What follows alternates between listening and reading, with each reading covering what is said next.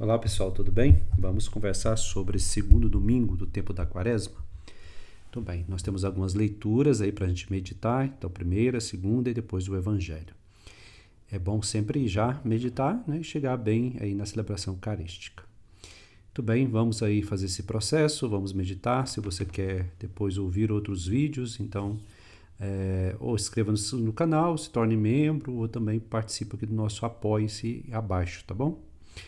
Muito bem, leitura do livro do Gênesis 12, do 1 ao 4. Naqueles dias, o Senhor disse a Abraão: Sai da tua terra, da tua família e da casa do teu pai, e vai para a terra que eu te mostrar. Farei de ti um grande povo e te abençoarei.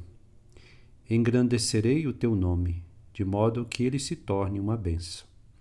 Abençoarei os que te abençoarem, e amaldiçoarei os que te amaldiçoarem. Em ti serão abençoadas todas as famílias da terra. E Abraão partiu, como o Senhor lhe havia dito. Palavra do Senhor, graças a Deus. O Salmo 32. O refrão: sobre vós venha sobre nós, Senhor. De novo, né? Vamos lá? Sobre nós venha, Senhor, a vossa graça, venha a vossa salvação. Pois reta é a palavra do Senhor e tudo o que ela faz merece fé. Deus ama o direito e a justiça, transborda em toda a terra a sua graça. Mas o Senhor pôs o olhar sobre os que o temem e que confiam esperando em seu amor, para da morte libertar suas vidas e alimentá-los quando é tempo de penúria. No Senhor nós esperamos, confiantes, porque Ele é nosso auxílio e proteção. Sobre nós venha, Senhor, a vossa graça, da mesma forma que em vós nós esperamos. Sobre nós venha, Senhor, a vossa graça, venha a vossa salvação. Muito bem, a segunda leitura, leitura da carta de São Paulo a Timóteo. Caríssimos, sofre comigo pelo Evangelho, fortificado pelo poder de Deus. Deus nos salvou e nos chamou com uma vocação santa, não devido às nossas obras, mas em virtude de seu desígnio e de sua graça, que nos foi dada em Cristo Jesus desde toda a eternidade. Essa graça foi revelada agora pela manifestação de nosso Salvador Jesus Cristo. Ele não só destruiu a morte, como também fez brilhar a vida e a imortalidade por meio do Evangelho. Palavra do Senhor, graças a Deus. Muito bem, o Evangelho deste domingo, vamos aí meditar Mateus 17, de 1 a 9. Naquele tempo, Jesus tomou consigo Pedro, Tiago e João, seu irmão, e os levou a um lugar à parte, sobre uma alta montanha, e foi transfigurado diante deles. O seu rosto brilhou como o sol e as suas roupas ficaram brancas como a luz. Nisto apareceram-lhe Moisés e Elias, conversando com Jesus. Então Pedro tomou a palavra e disse: Senhor, é bom ficarmos aqui. Se queres, vou fazer aqui 3 tendas, uma para ti, outra para Moisés e outra para Elias. Pedro ainda estava falando quando uma nuvem luminosa os cobriu com sua sombra. E da nuvem uma voz dizia: Este é o meu filho amado, no qual eu pus todo o meu agrado. Escutai-o. Quando ouviram isso, os discípulos ficaram muito assustados e caíram com o rosto em terra. Jesus se aproximou, tocou neles e disse: Levantai-vos e não tenhais medo. Os discípulos ergueram os olhos e não viram mais ninguém a não ser somente Jesus. Quando desciam da montanha, Jesus ordenou-lhes: Não conteis a ninguém esta visão até que o Filho do Homem tenha ressuscitado dos mortos. Palavra da salvação. Glória a vós, Senhor.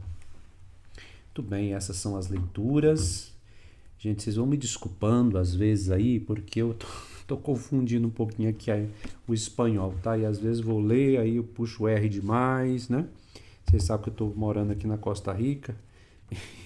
E aí esse negócio de ficar aprendendo, falando, né, o espanhol durante o dia, ou eu vou dizer buscando falar, né? Porque a gente, quando chega no país, a gente tem que aprender, né, os regionalismos, né? Isso faz parte. Muito bem. Então, vamos conversar um pouco sobre a primeira leitura, primeiro, e aí a gente vai seguindo, tá? Eu vou abrir aqui minha liturgia diária. Eu vou mostrar para vocês aqui a liturgia aqui da Costa Rica que nós usamos aqui, tá? É bem interessante, olha aqui o tamanho da... Sabe, não temos a liturgia semanal aí que se compra na Paulus, né? Algumas pessoas compram lá na Paulus, aí no Brasil. E aqui vem vários meses em um bloco só, então é bem grande, né? Então, e é bem bonita, vamos dizer assim, né? Também cheio de cores aqui de acordo com o tempo e tem as reflexões, né? Para quem quer acompanhar um pouco as reflexões, por exemplo, esse do segundo domingo da Quaresma, né? Então vocês estão vendo aí, tem a primeira leitura, tudo certinho, tem todas as orações, bem interessante. Aí vem os cartões aqui, que depois dá até para fazer uns quadros, né? Mas vamos conversar sobre as leituras, né? Já apresentei para vocês. Muito bem. Na primeira leitura, nós ouvimos aí do livro do Gênesis e nós vimos justamente o chamado de Abraão. É interessante, né? Porque o Senhor disse a Abraão: sai de tua terra, né? Sai daí. Olha, para que sai daí, né? Sai da tua terra, da casa de sua pátria, da sua casa do seu pai, e vai para a terra que vou te mostrar, né? Vai para a terra que eu vou te mostrar. Então, esse chamado de sair. Mas por que, né? Sair? Porque Deus faz a promessa e vai realizar essa promessa, né? E é justamente: farei de ti uma grande nação, te abençoarei, né? Farei você famoso e o seu nome será uma bênção. Então, para iniciar, tem que sair do lugar, né? Sair talvez do nosso conforto, sair daquilo que para a gente é mais conhecido, se aventurar. Assim é a vida do cristão, né? É uma aventura. Desde o nascimento e o batismo, né? E começa aí, principalmente a partir do batismo, começa um caminho em direção à terra prometida. Então, te darei este lugar. E o que fez Abraão? Saiu, né? Abraão caminhou, né? Marchou, iniciou a marcha, como o havia dito o Senhor. Então, Deus falou com ele e ele escutou e não se acomodou. Hoje em dia nós estamos presos em nossa terrinha às vezes, né? O que é a terrinha? A terrinha da nossa comodidade, a terrinha do stream, a terrinha da nossa casa ou de alguma ação pastoral que a gente poderia fazer na igreja não vai, na terrinha do meu apartamento, da minha casa, das minhas coisinhas, da minha família, só da minha família, né? E a gente esquece de viver, ou fica muito molenga, né? Meio assim, sem ânimo, pode ver as coisas que Deus nos chama. Pois bem, Abraão saiu, tá? Abraão saiu. Às vezes esse convite que Deus está fazendo para nós também nessa liturgia, nessa quaresma, sair, né? Sai, né? Vamos lá, vamos para frente, vamos sair? Então, bom, vamos lá. Segunda leitura. Então, Paulo a Timóteo, presta atenção numa coisa interessante, né? Toma parte nos padecimentos, nos sofrimentos por causa do Evangelho. Gente, vamos falar sério, porque... você não estava falando sério? Não estava, mas tem uma coisa aqui interessante. Porque o Evangelho não, hoje na sociedade... Estou falando como um todo, tá? Eu não estou falando que é você, não. Estou falando como um todo, né? Os cristãos e os evangélicos, os católicos. Essa parte do padecimento, sofrimento, não vem com essa não, que eu não quero viver isso não. Eu quero o bem-estar, eu quero a bênção, eu quero a vitória, eu quero a prosperidade. Gente, essa concepção de evangelho que é extremamente equivocada, que busca só o prazer pessoal, ela está por todos os lados da nossa sociedade hoje.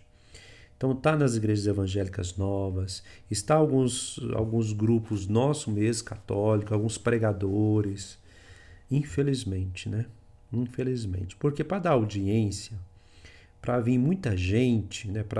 Tem que prometer essas coisas, né? Que você vai ser feliz, que você vai ter sucesso na sua vida, né?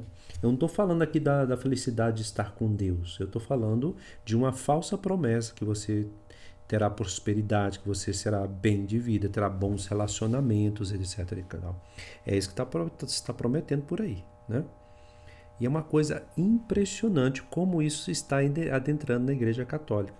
Eu fiz um vídeo aqui antigo, quando eu falo Igreja Católica, nas nossas comunidades, né?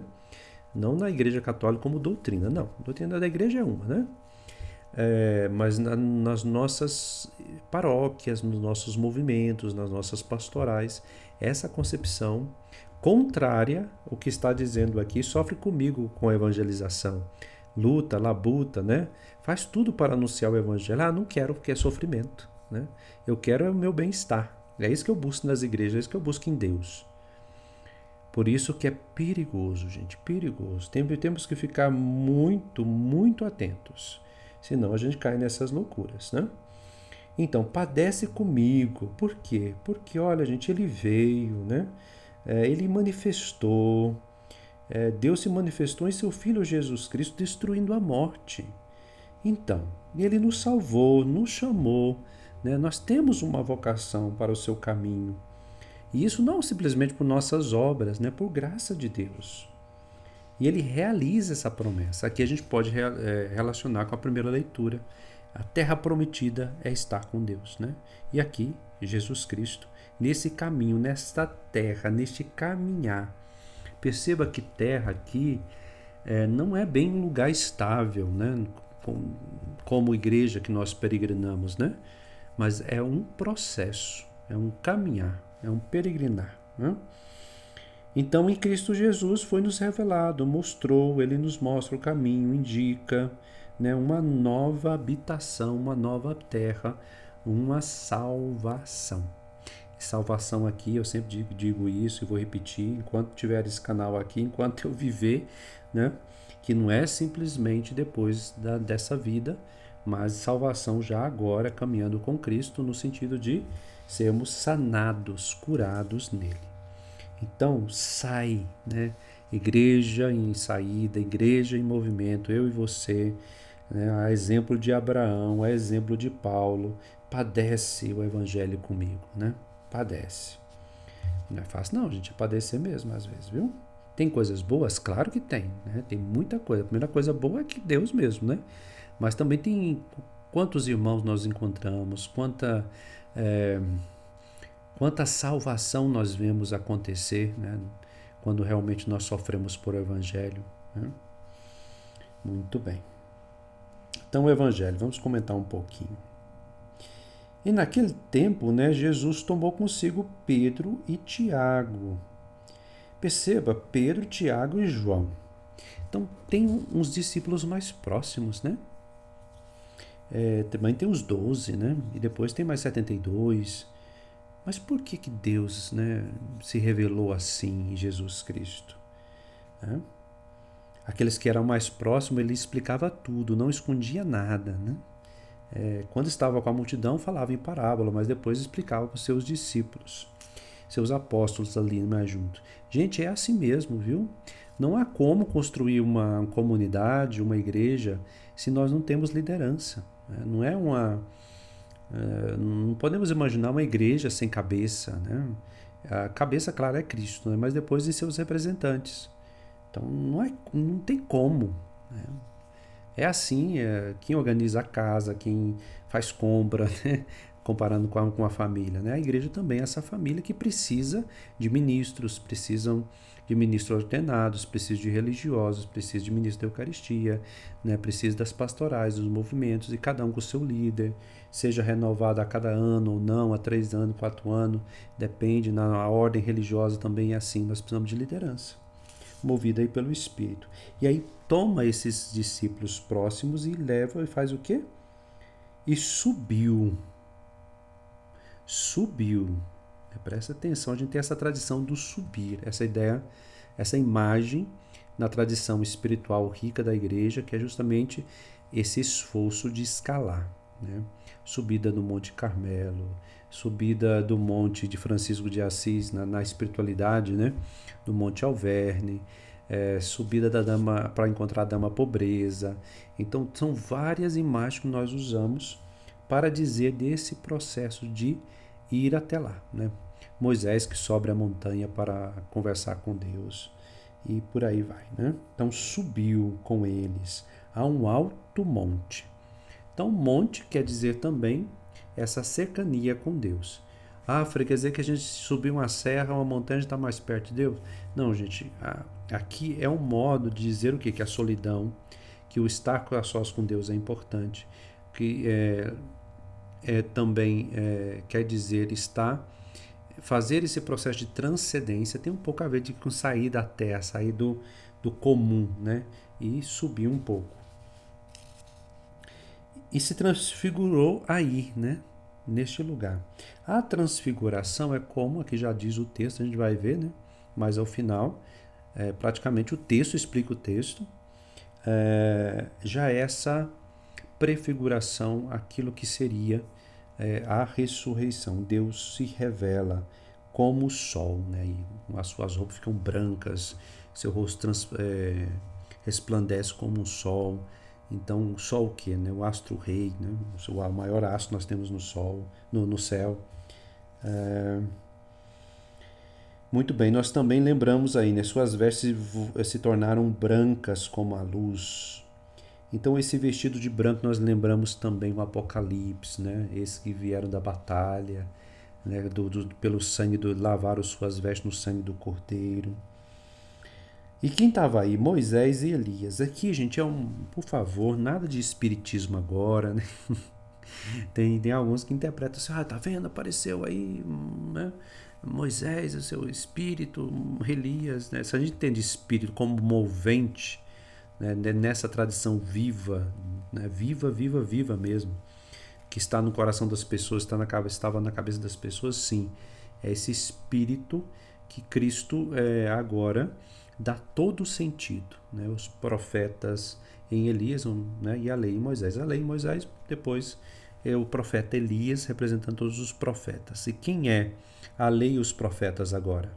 É o próprio Cristo, né? Nele se está a chave, o resumo de tudo, de toda a tradição da lei, toda a tradição profética. É a partir de Jesus Cristo que nós lemos todos os textos, toda a tradição dessas duas colunas, vamos dizer assim, né? Da lei e dos profetas. Muito bem. Bom, ficaram aí, né? E aí o Pedro, né, vai estar aprendendo, né? Pedro, não só Pedro como os outros também, às vezes aparece cometendo assim umas tonterias, umas bobeiras.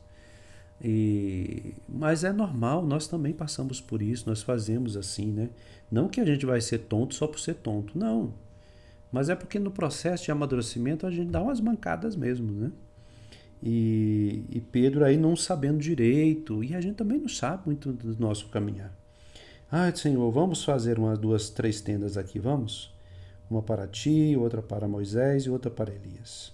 Vamos fazer essas tendas? A tenda também, a tenda de reunião, né, a gente lembra, a tenda também é um lugar de uma casa provisória, né, que não tem estabilidade, mas também uma tenda para os 3, né?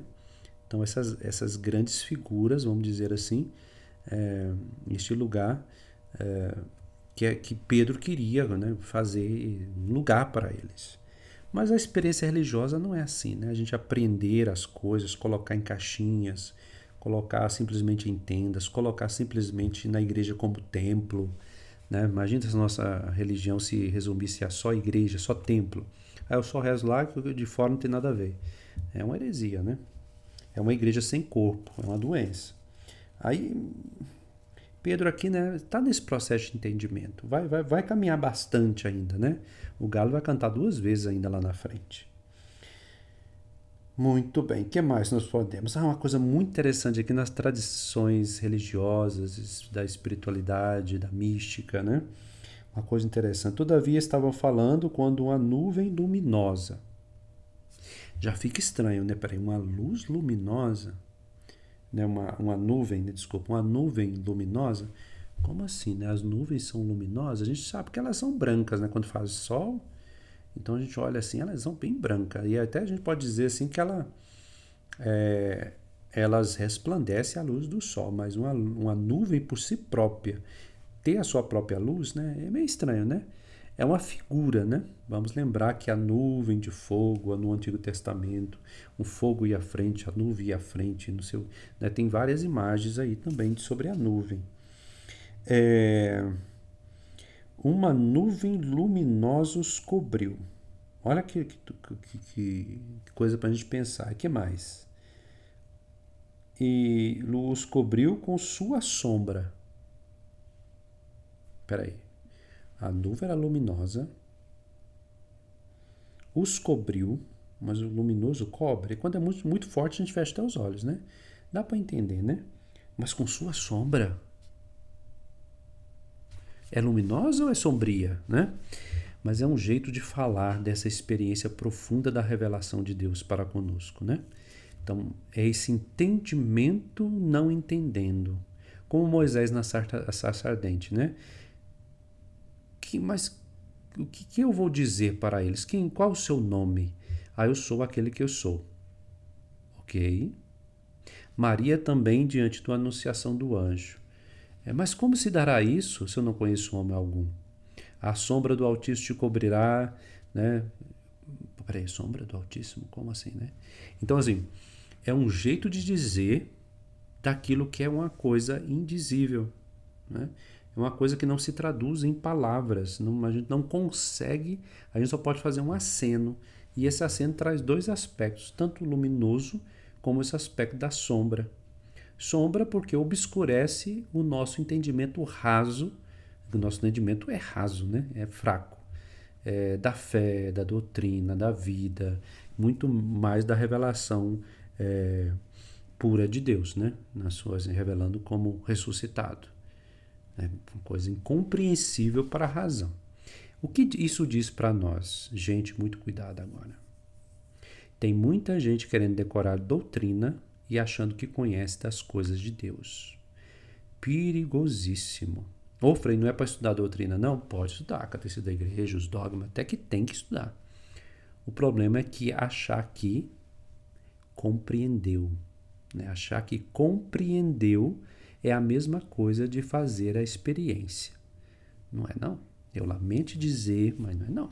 Né? Calma, então não vou estudar. Calma, porque a nosso intelecto, nossa cognição tem que ser fecundado pela experiência de Deus. Por isso nós devemos contribuir no estudo, na leitura, né? No conhecimento da doutrina, da palavra, da Sagrada Escritura, né? Como que isso revela a palavra com letra maiúscula. Então, é preciso, mas ter humildade, né? Humildade, sim? É sair desse lugar cômodo. Tem católico que é mais católico que o Papa, vocês sabem disso, né? E acabam por se apegar à doutrina e jogar o amor fora pela janela, né? Esse aí não sabe quem é Jesus Cristo, sabe a doutrina da igreja, mas não conhece Jesus Cristo. Sabe de um saber simplesmente cognitivo, mas não sabe da experiência amorosa, afetiva, misericordiosa, que é Deus mesmo, em nós, né? Gente, vamos caminhar assim, então? Obrigado. Se quiser participar desse canal, deixa aí seu comentário. Vamos caminhar juntos. Também contribua com esse trabalho para a gente comprar uns equipamentos novos. Muito bem. Com Deus, Deus te abençoe e uma boa celebração. Fique com Deus.